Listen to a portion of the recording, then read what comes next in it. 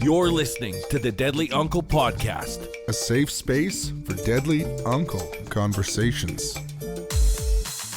All right, next we have Roger Ross, all the way from Saskatchewan. Yeah, Roger works with the Catholic School Board in Regina, where he created a position for himself as a cultural worker with the kids there in the school district. Yes, a wonderful storyteller. I've had the honor to work with him at some different events in Saskatchewan. Yeah, so sit back and relax, because Roger is going to tell almost an hour worth of stories, and it's going to be well worth your time. So I'm a member of George Gordon First Nation, but like I said, I was born and raised in the city, and I've never lived on the reserve, and I've never been taken from my family. You know, at my age, that's a very rare thing in our community. You know, so I count my blessings every day. My parents were divorced when I was quite young, so I actually have two sets of parents, and you know, they were both sets of parents were a part of our lives growing up. So that was a good thing. I had a lot of other influences in my lifetime. Big Bruce Lee fan, so got heavily involved in the martial arts, and weapons are my thing. I use nunchaku. I use daisho, Chinese or Japanese samurai sword. Pretty much anything you put in my hands, I'll find a way to use it. And I started doing that when I was really young. I was about 10 years old when I started. And it got me through a lot of stuff, but it got me into a lot of stuff too. You know? I'm a recovering alcoholic and a drug addict. My professional career, I was trained as a journalist and filmmaker. I've made, I don't know, pretty close to 300 films, I guess, in my career. Won some international awards for some of my productions, but for me, it was more the life experiences that I got out of it. You know, the ability to travel, the ability to sit in ceremony, you know, with elders from all types of nations, and you know, my sobriety relied a lot on my nationhood. And as much as I went through an outpatient program and stuff like that, I really relied on our way of being, you know, to you know, really turn my life around. I didn't, you know, I wasn't as bad off as others, you know, and you don't think of it, but as I grew up, I actually was far more privileged than, you know, a lot of my family members. And you know, having, you know, two sets of parents made a big difference for us. You know, so in 1999, I started my own film production company. It was a multimedia company, actually, Career Runner Communications Limited.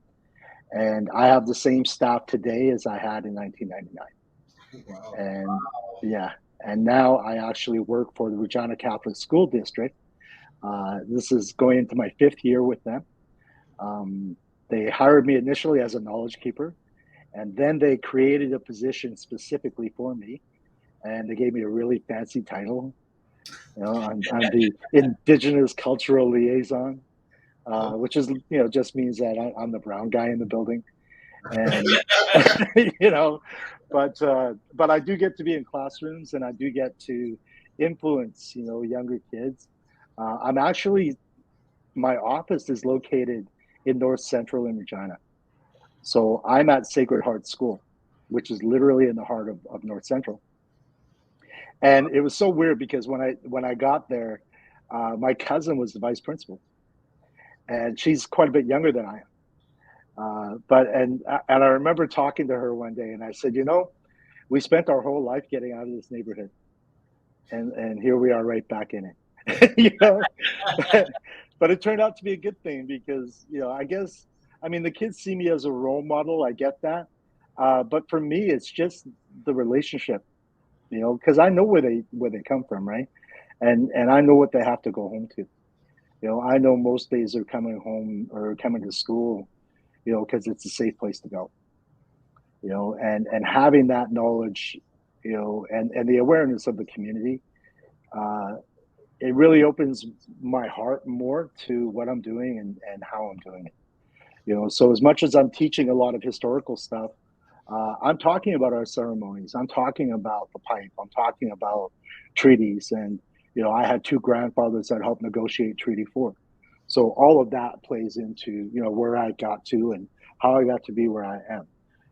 I get labeled a storyteller quite a bit. And, maybe as a filmmaker, yeah, but personally, I like to think of it more as I'm a memory keeper. Mm. I keep the memories of our old ones. And to me, that's a sacred trust. So I'm very mindful, of how I teach these things. And, even in, being around those kids is really important that I never show anger, Mm-hmm. that I never show that I'm upset about anything. And it doesn't matter how tough the subject is.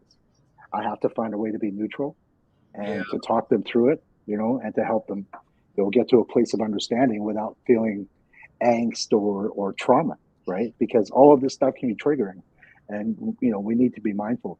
And I think that happens a lot with our younger men. They get triggered by things because they don't know how to put it into context and how to grow from that, right? They just get stuck in there, and that's so hard to break, to break through. Guys who have that mindset. But that's a bit about me. I could totally see that. Like when I saw you in Regina, I could see why they call you storyteller. There was some definitely some interesting stories that you have. So, growing up, in Regina, where did you get your teachings and stuff that you are able to teach, to the children and stuff that you're doing now? Well, ever since I was a kid, I had an ability to go to the movies and come home and tell my mom the story from start to finish. So I've always had that gift to listen, especially when I was fully immersed in it. With Bruce Lee movies, it's the same thing. I know all the dialogue, right? And Bruce didn't have a lot of lines, but I knew all of them.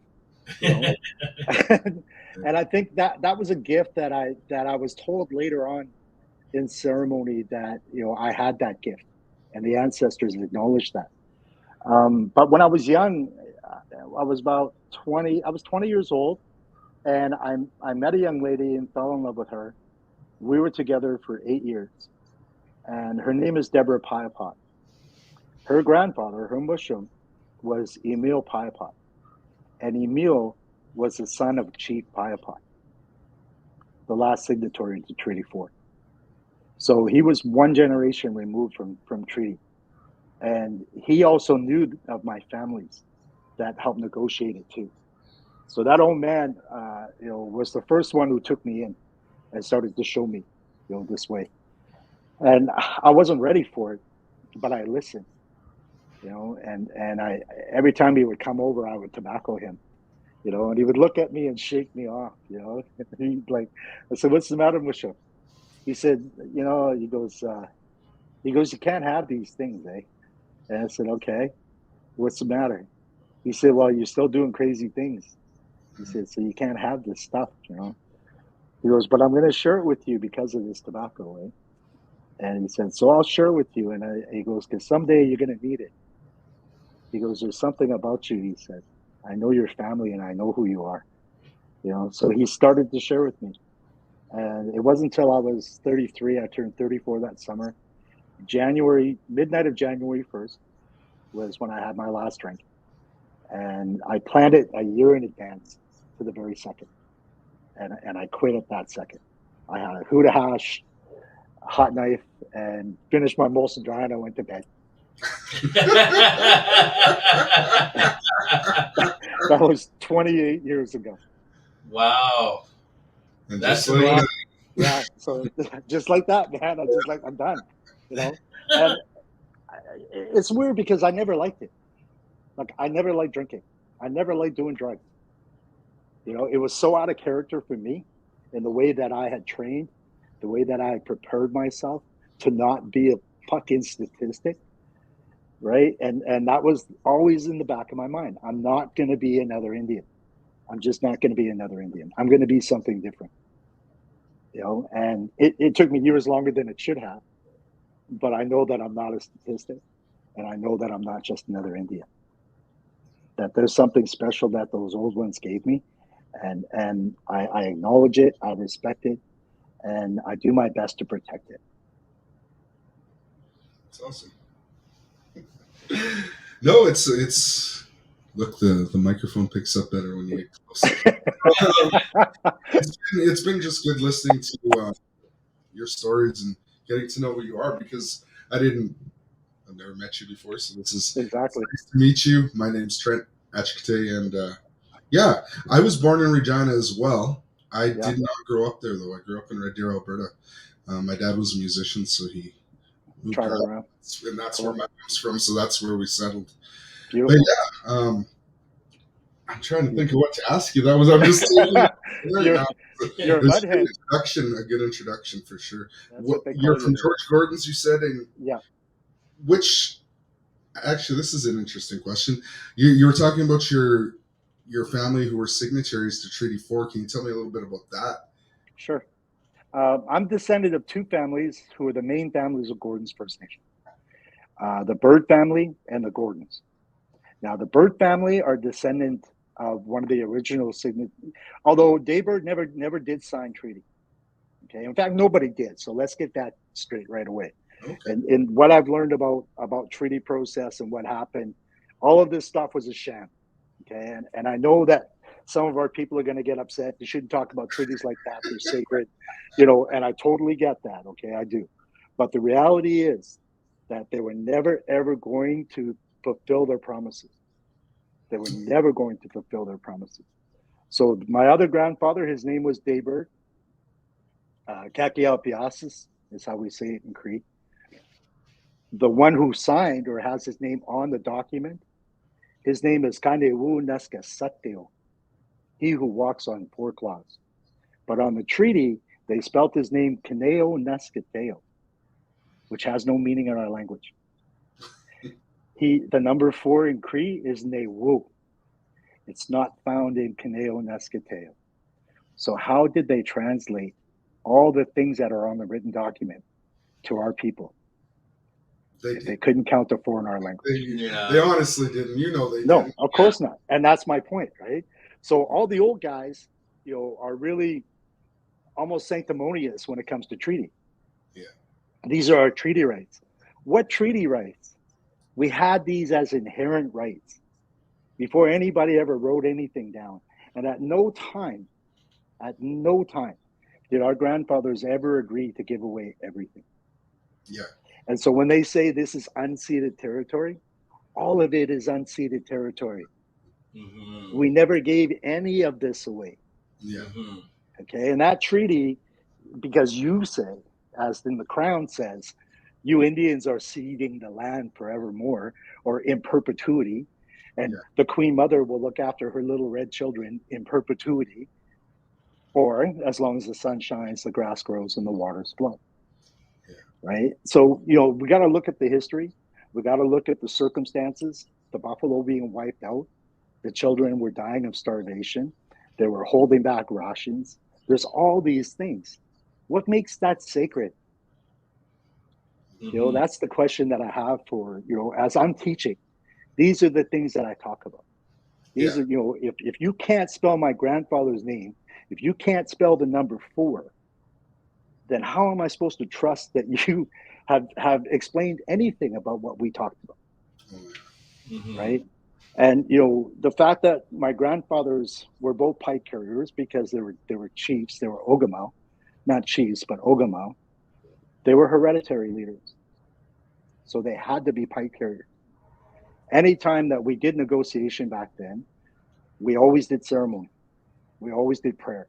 The pipes were raised with the old ones. They would sit down. All the Ogama sat together. They shared pipe with each other. Because they needed to make sure that they were doing things in a good way. What they told the Crown representatives was, you guys come back in 4 seasons. You go explain to your people what we want. We're going to go and explain to our people what you want. And we need time to work all that out. So come back in 4 seasons. We'll share pipe then. And we'll solidify this deal. We'll come to some agreement. But they never came back. They sent the Northwest Mounted Police. So for our people, they were never solidified. through the pipe. And that's a lot of history that our people don't know, including those old ones, because the old ones never did research, right? They only relied on stories they heard here and there and whatever. I know stories about Coacatoos and how he emptied the bag, took all the money out, filled it full of sand, and then he threw the money in the fire. Then he took a stick that was in the fire, pulled it out, and stuck it in the earth, and the fire went out, but the money kept burning.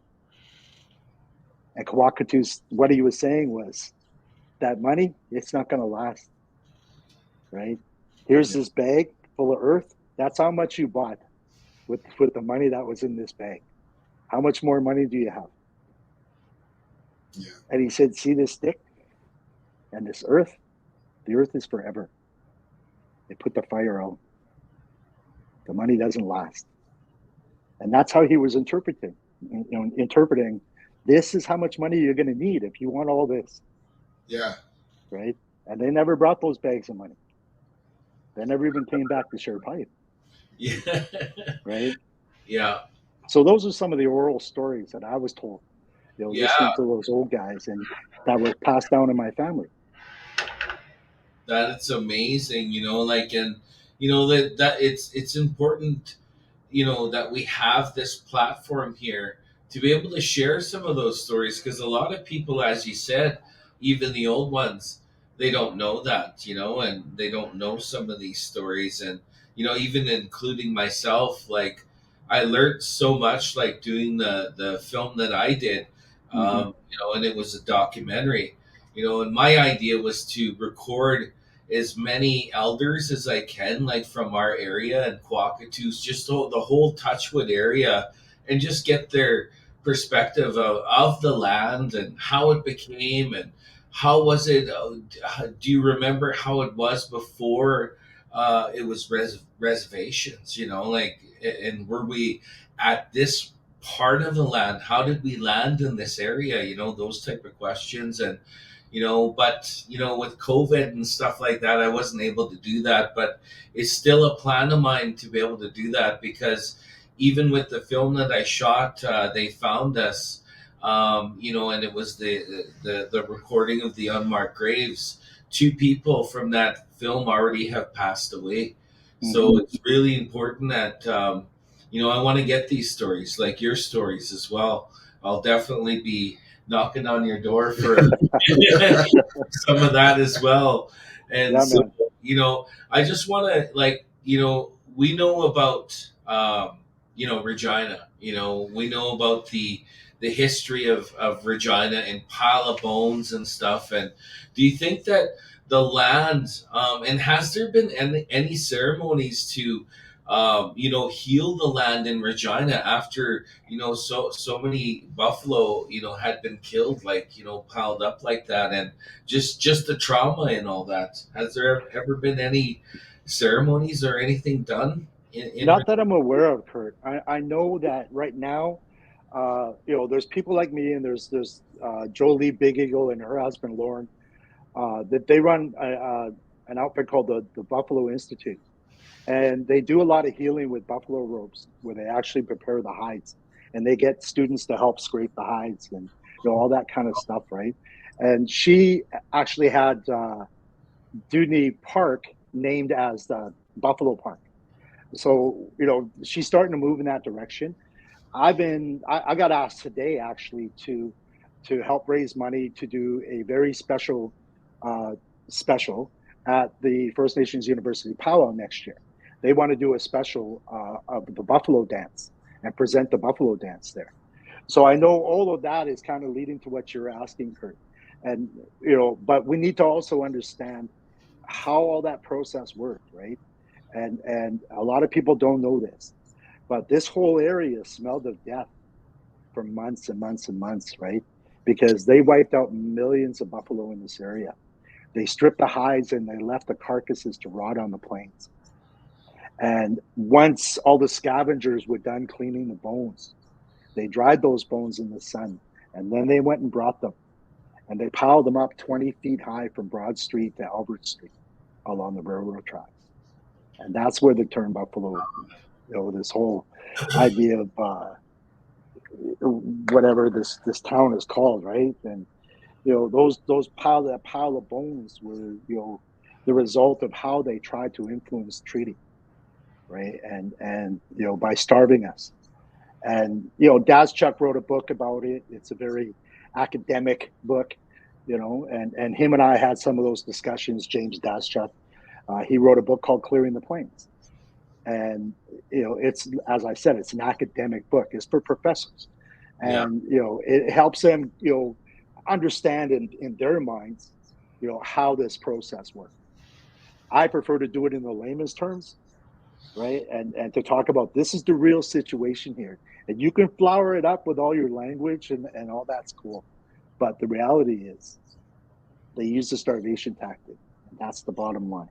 Yeah. So, our stories, how we recount those stories, has a lot more passion to it, has a lot more spirit to it, because of the way that we tell, and because of the way that we carry these things inside us. All of us as Indigenous people, you've been taken away from your territory, being raised away from your people, right? And that has that divide and conquer thing is an old tactic, right? And it's been used from day one when it came to our people. And I do this example. In fact, I did it today. I was teaching treaties today. Okay. And one of the things I do is I get the kids to talk about the land acknowledgement, because every school does it, right? They do a land acknowledgement. We acknowledge that we are on Treaty 4 territory, traditional homes of the Nehiyawic, the Nuktawe, the Nakota, and homelands to the Métis, Lakota, Dakota. So traditional lands of Nehiyawic, Nuktawe, Nakota. That's 3 nations, right? That is hereditary to this territory. And everybody knows that. Why are there 6 treaties in Saskatchewan if they're nation to nation? And nobody can answer that question, Kurt. Yeah. That's I would. It's called divide and conquer. Yeah. Right? I can't go to Treaty 6 territory with my pipe, or I'm going to offend somebody. No, I'm Cree. That's Cree territory. I have relatives right across Cree country. And honestly, the Cree territory at one time, before colonization, went from the mountains to Newfoundland. Wow. We are the largest tribe in North America. And those were our hereditary lands. We shared them with other tribes, but you could find Cree from the mountains to the ocean. That's how big our lands were. And we have stories about all of that. Those creation stories that you hear me tell speak of that. And I talk about the whole Bering Strait theory, right? As a martial artist, I didn't just learn how to fight. I learned their epistemology. I studied their language. I studied their history of the Japanese, the Chinese, the Koreans, the Philippines. Our creation story, the so-called medicine wheel story, in our language, it's actually Bamatsuin, this good way of being, the sacred hoop, right? There was no such thing as medicine wheel teachings. Some archaeologists, some Caucasian archaeologists in Montana created that name. But the teachings, right? The sacred way of being, they existed. And it talked about the 4 nations, these 4 great tribes that were sent to the 4 directions to receive their gifts. And the path that they took back to the one is their spiritual path. We use the color yellow for the East to represent those nations. Those ones were given Buddha and Shinto and other entities for the one. To the South, the red nations, our people, we were given the laws of the 4 and Gitche Manatu for the one. Gitche Manatu in our language, it means great mystery. We don't know what it is. We just know it's greater than us. To the West, the Cree used the color blue. Lakota, Nakota, Dakota used the color black. Those ones were given Allah and Jah and other entities for the one. And to the North, the white nations, they were given the laws of the 10 and Jesus and God for the one. You can travel in any path you want. No path is longer. No path is shorter. All of them lead to the one. Long before all these newcomers came here, we already knew they were coming. We already knew. And No, that's being people of Creator, we were told to embrace them. We were told to teach them how to survive in -50, what berries to eat so they wouldn't poison themselves, where to hunt, where to fish. Everyone, every nation that's come here are here by the graces of our people. That's what those creation stories tell us. That story, if we came across that land bridge from Asia, wouldn't they have that story? They don't. We're the only nations in the world that have that particular story. That's how I know we've always been here. And that's the power of the oral tradition. Mhm. For sure.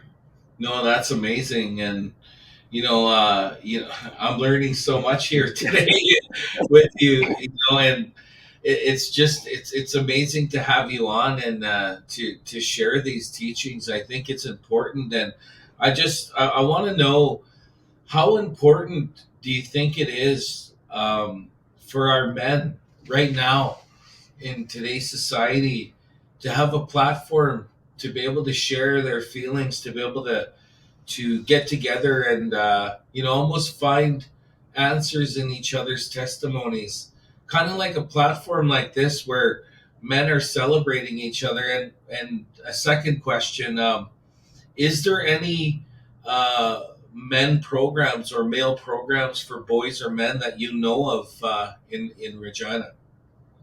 No, there's nothing that I'm aware of. There was a men's group at one time that used to be held at I think it was Four Directions in Regina here, or it might have been the Circle Project.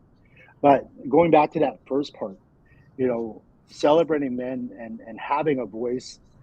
One of our biggest issues we have right now is getting healed, right? Finding a way to healing.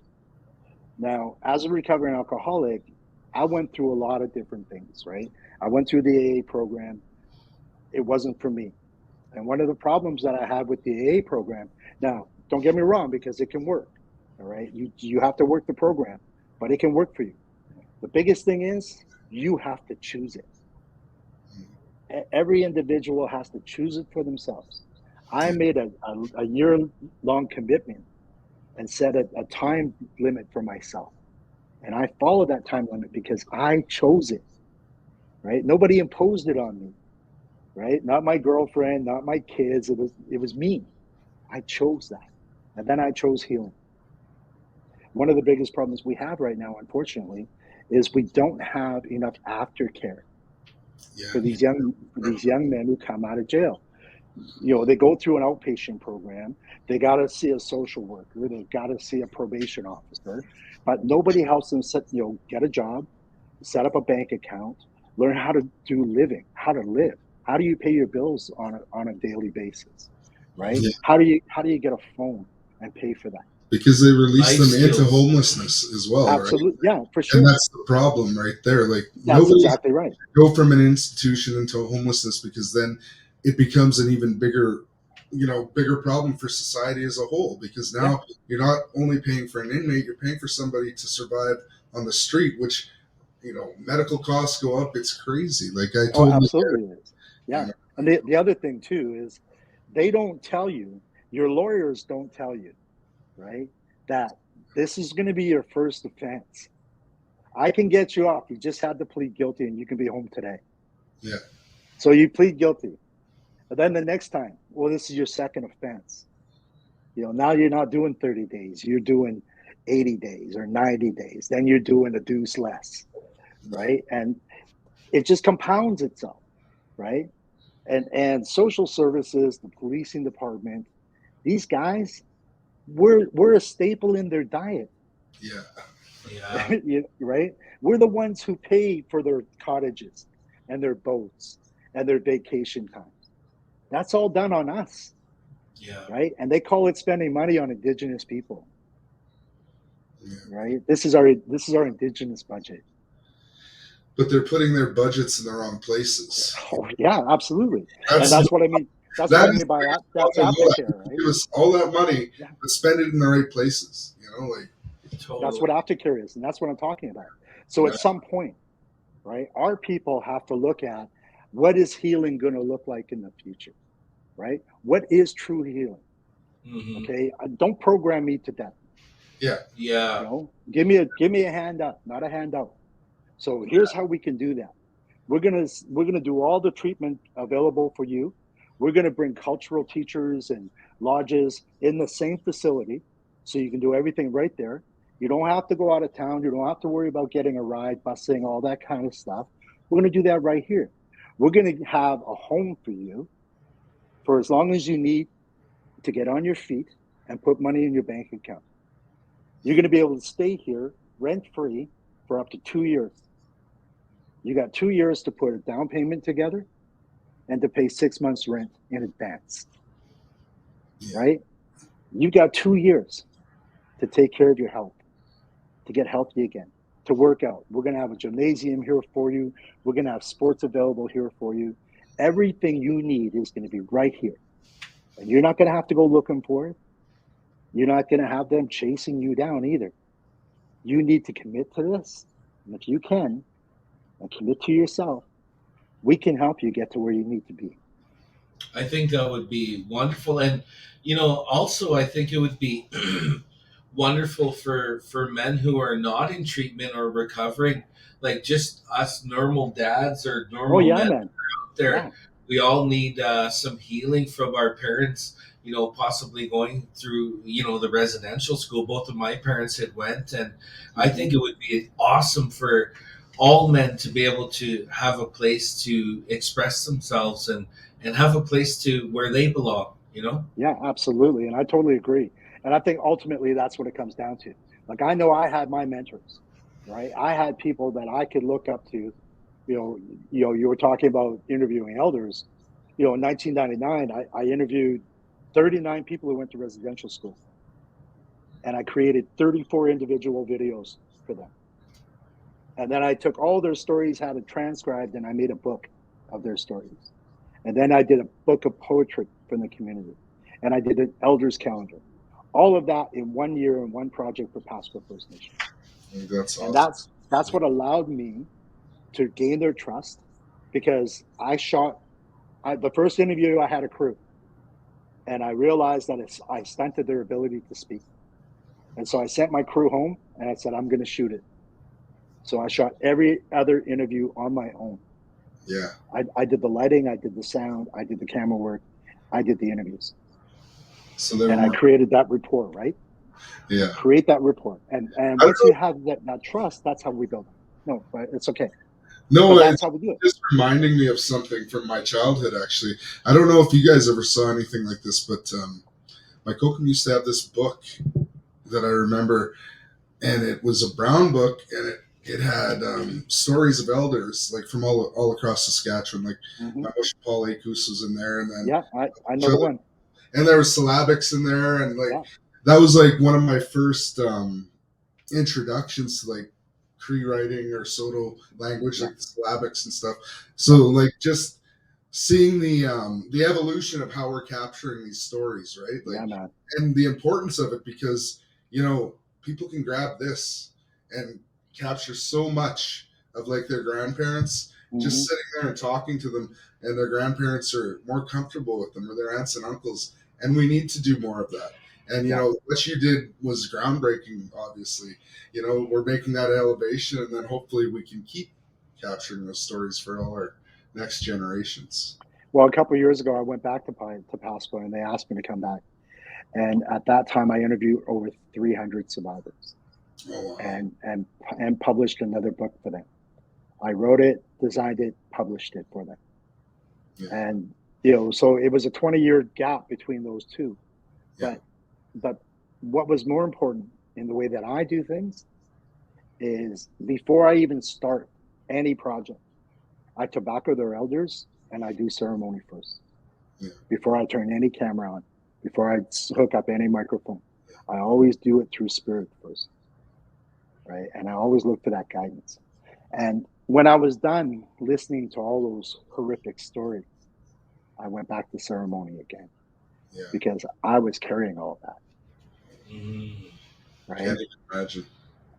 You know, and having to listen, you know, and here's the fascinating thing for me is how similar those stories were.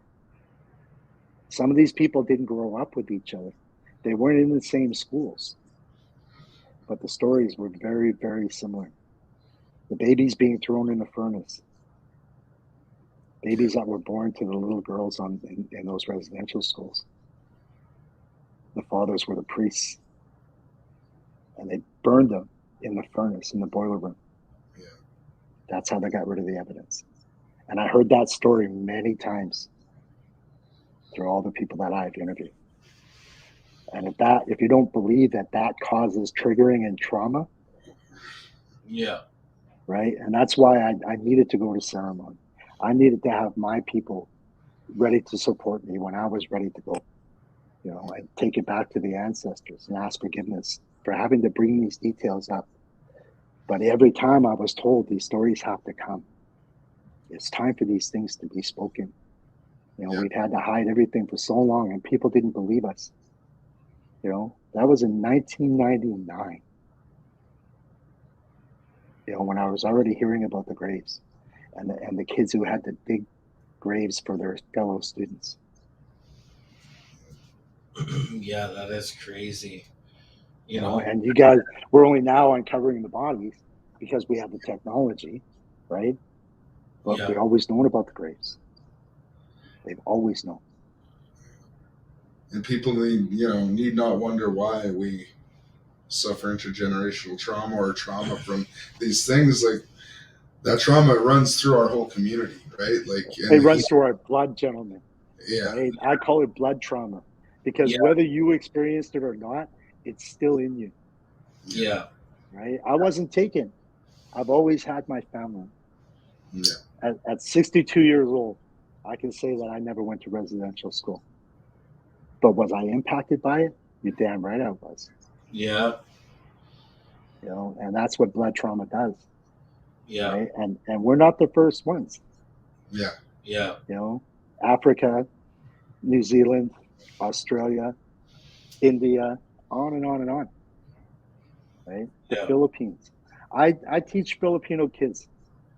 One of the questions I ask them is, tell me what your spirituality was before the Spanish came and conquered you. Yeah. They don't know. No. Their original spirituality in the Philippines, they were Buddhists. Oh, okay. And they're so far removed from it, the kids have no idea. Yeah, they're so colonized. Yeah. Yeah. Yeah. So, I mean, we're lucky because we were the last ones colonized. We were the last ones colonized, gentlemen. Yeah. That's how we're able to retain so much. And I knew that. That's why I went out to find them. I went out to listen to those old guys because I knew we were the last ones and that knowledge was still among us. You know, I interviewed the last hereditary chief in Saskatchewan. That's amazing. Yeah, man. And he was such a cool old guy. You know, he was from Daystar. His name is Morris Kinnequine. And in fact, if you go to Cree Runner 1, ONE, on YouTube, you'll see a video called Prairie Sunset People that I shot in 96, 97, 98, and premiered in 99. And Morris is in there. That's amazing. That's amazing. Yeah. So I remember all those old guys, man, you know, and I remember how they used to talk. Like they all had such great sense of humor. Like as quiet as they were funny as hell. I could sit with those guys for days, and some of them I did. You know, Elder Gordon Oakes, for instance, Larry Oakes' dad. He was the chief of Niigaaniit First Nation, but he was also a traditional elder. He was the one who designed Treaty 4 flag, and he gave me the teachings of that flag, right, and why he wanted to do it. And he took me as his son. I spent 5 years with him without my camera, Oh, well. just sitting with him, Yeah. Yeah, that's amazing. you know, just him and I in ceremony, sharing pipe, you know, listening to these things. Learning the stories, eh? Yeah, man. Yeah. It's a part So of powerful, man. It's so powerful, yeah. you know. So yeah, it's I've been really blessed, you know, to have Yeah. known all those old guys. And unfortunately, you're not going to get to see them, Kurt, you know, like because so many are gone. Yeah. And some of their memories they're lost too, eh? Because Yeah. their families didn't listen to them. You know, they were all separated already, right? And there was all that dysfunction in those communities, especially in Touchwood, right? Because we're related to everybody, bro, right? You Yeah. know, but we're all over the place. True. Right? Yeah. You know, and everybody's at different stages of learning and Yes. trying to recover things, right? Yes. I did it at a time when those old guys were still around, Jeez. right? And now they're gone. You know, so I know what I have, and I know what I'm blessed with. You know, to be able to retain the memories the way that I have. You know, I'm very, very fortunate. It scares me sometimes because my father died of dementia, Mm, right? So how long am I going to retain this, yeah. right? And who's going to capture it? Because I'm retired, right? You Yeah. know, like Yeah. I'm not doing film production anymore. I'm done. Well, now what you can do is sit and tell stories on Yes, podcasts yeah, like this. you And guys, then you guys can come. Yeah, you guys come and see me, and we'll chat. yeah, for sure. Exactly. No, they like my mom talks about stories about Musham, singing her to sleep. Yeah. Like the drum was Yeah. a part of her waking up and a part of her going to bed. So it was really a big part of her life, and she even talks about Musham saying, "Hey, my girl, get the tea ready. We're gonna have some guests. They're coming from a really far distance. They're going to spend 3 days and do a ceremony with me."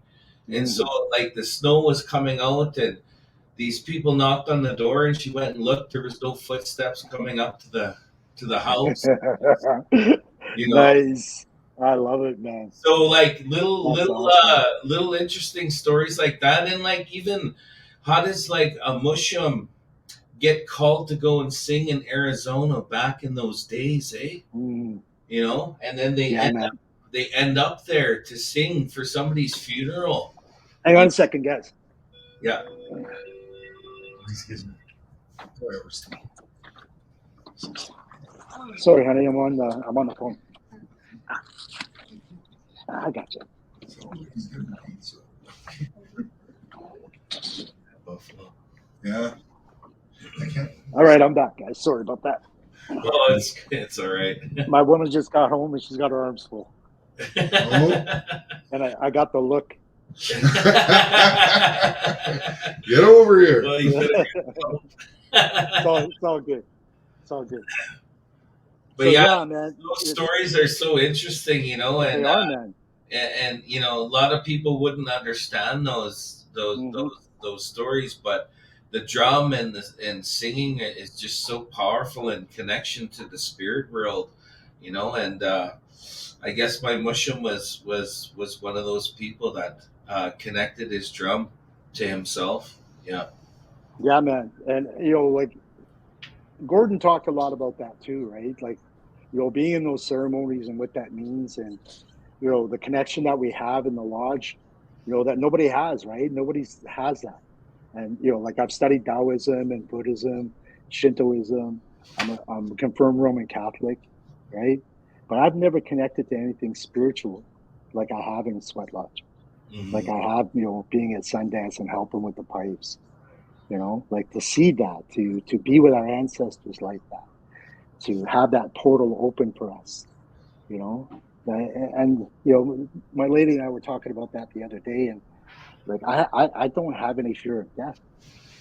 Like I've already died once, right? I died on the operating table when I was 6 weeks old, and they brought me back, and I was close to death. I don't even know how many times I put my life at risk, but I don't have any fear of it because I know that it's temporary. right? And that's why we don't have a word for goodbye in our language, because we know we're going to see each other again, right? Either in this world or in the spirit world. We don't have to have that word. We don't need it. It's not relevant, Mm-hmm. But we connect in those lodges, and it scares a lot of people because we have that ability, and only Indigenous people have that. Mm-hmm. Other nations don't have it, man. I've been with them. I know they don't have it. Mm-hmm. Not like us. Yeah. And it's powerful because we can use it, right? That's when we ask for things, Yeah. right? We can ask for whatever we want in those lodges. I smudge and pray here, and I do that every morning. But I never pray for myself. I never ask for things for myself until I go in the lodge. And then I ask those questions like, so Mushum, what did you tell those white guys when they touched you with the pen? Right? I ask those questions in the lodges. Mm-hmm. And that's where I've learned a lot about what happened, is in the lodge.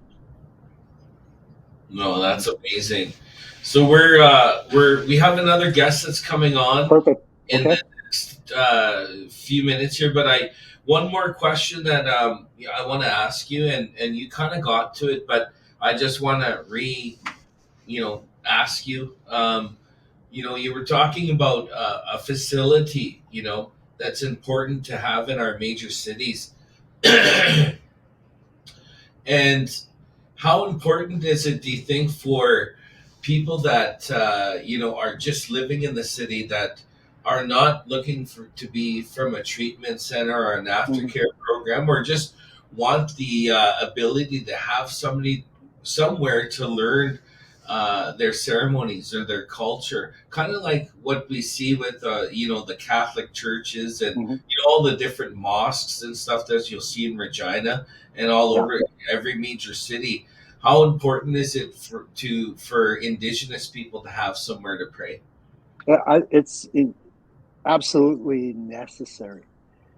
I think we're at a point in our revival, if you will, our renaissance, that it's time for these things, right? And more of our people are wanting them. I'm working with the city of Regina right now on a site that hasn't been touched for 5 years, and it's in the city. It's not far from the airport, actually. But we're talking about being able to do ceremonies right there on that land, to set up a lodge, to have a fire there, to take care and offer healing for our people. So we've been aware of it for a while.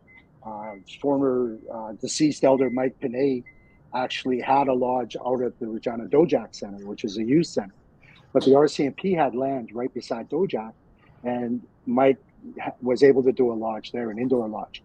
And we did outdoor lodges in the summer, and it was big enough to do a horse dance as well. And that's what I like about the area that the city has right now, is I've got room to do all that. We could do all that there, right? So, I'm in the process of trying to get these things off the ground.